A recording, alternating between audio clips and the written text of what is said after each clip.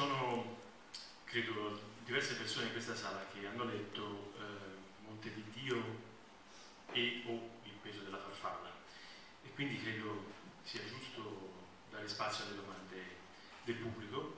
Prima però solo una domanda andando sul laboratorio dello scrittore. La domanda è questa: come si entra appunto nel laboratorio di uno scultore? Tu che attrezzi usi? La tastiera del computer? Scrivi ad ore fisse? Scrivi di getto? Ritorni sul testo? Lo limi? Naturalmente fermandoci sulla narrativa, perché forse se uno fa un discorso sulla poesia diventa un'altra storia. Well, I know that there are people here that read Monte di Dio, God's Mountain, and or Il peso della farfalla, The weight of the butterfly. But before giving time to your questions, I would like to ask a specific question about a writer's laboratory. What tools do you use? Do you use a computer? Do you use paper? Do you write at specific hours? Do you write suddenly and then you go back to your text? And of course this question is referred to narrative and to your novels, because poetry is, I assume, another story.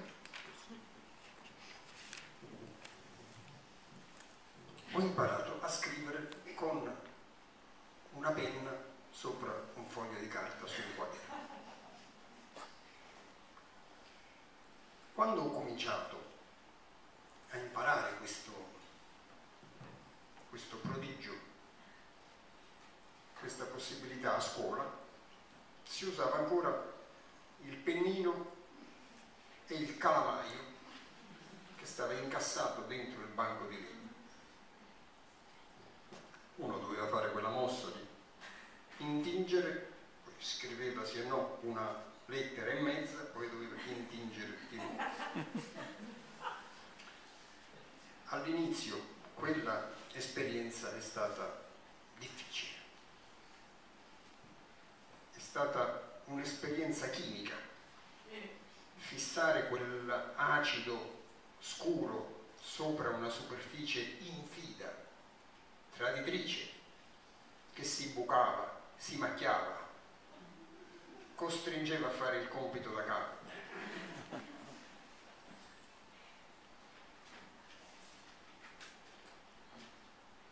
Se ci fosse stata ancora oggi la penna, il calamaio, il pennino, io non sarei diventato scrittore. Io devo la mia carriera e tutto il mio futuro di scrittore alla penna a biro.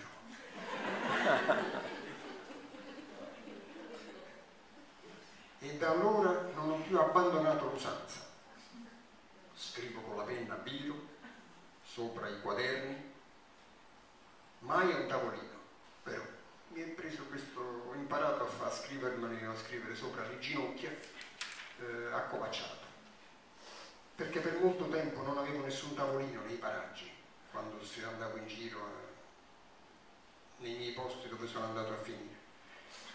E poi scrivo molto presto la mattina, quando mi sveglio. Mi è rimasto appiccicato l'orario dei miei risvegli operai. E così io la mattina mi alzo, la prima cosa che faccio è leggere in ebraico antico delle scritture sacre. Questo è il modo con cui mi risveglio. Ho bisogno di quel rigo che cammina nel verso opposto al mio, con cui scrivo. Ho bisogno di un urto opposto la mattina. E dopo che ho fatto le mie letture, in quella e in qualche altra lingua che amo, poi se è il caso, se ho qualcosa da scrivere, la scrivo in quell'ora, ancora prima di giorno. Non correggo quasi mai quello che scrivo, non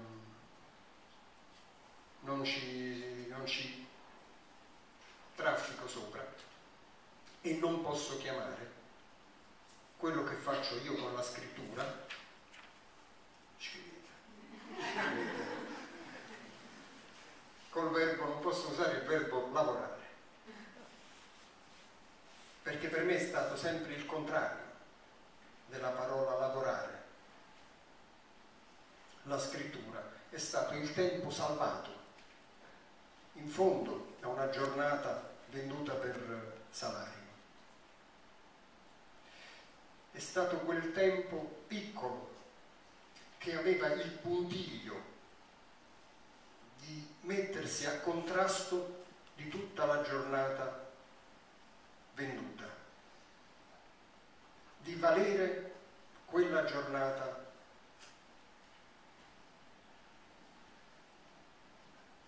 e di salvarla in questo modo. Aveva questo puntiglio di resistenza all'usura del giorno. È stato il mio tempo migliore della giornata, il mio tempo festivo. Dunque io non posso usare la parola, il verbo lavorare per la scrittura che faccio. Ammetto che per gli scrittori sia un lavoro, che si facciano anche una sudata, diciamo, sopra quelle carte, ma io arrivavo alla pagina che avevo già sudato. Dunque ero asciutto io e pronta la pagina.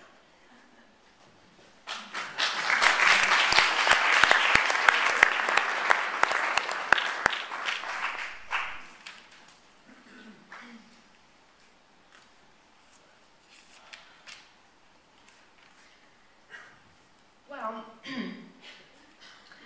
I learned to write with a pen and on a sheet of paper. When I started to learn this amazing prodigy, this possibility in school, we used to write with an ink pen in an ink container. You know, we had to dip the pen in the container, and that way we could only write 1.5 letters and then had to do the process all over again. So it was a hard experience, a chemical experience, to fix that dark acid on a surface that was going to betray you in any case, because there were going to be holes and you had to write all over again. So I would have not become a writer if I had to use those tools. So I have to thank the invention of the ball pen, and I became a writer thanks to that. I never left this habit on writing on paper. I never write on a table, I write on my knees. Because I never had a table when I started to write on my early times. There were no tables in the places I ended up in. I write early in the morning when I wake up, because the early mornings of a worker, when a worker had to wake up to go to work, have stayed with me during all these years. The first thing I do in the morning is to read the Holy Scriptures in ancient Hebrew.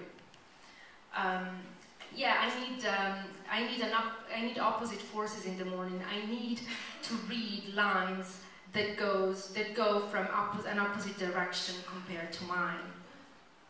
I write, if I have something to write, after I read the Holy Scriptures, but I never correct what I write. For my writing, I cannot use the verb to work.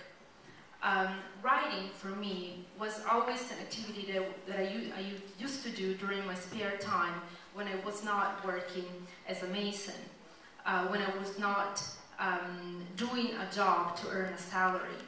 So writing for me was a sort of stubbornness, a contrast with my life as a worker, something that made my day worth living,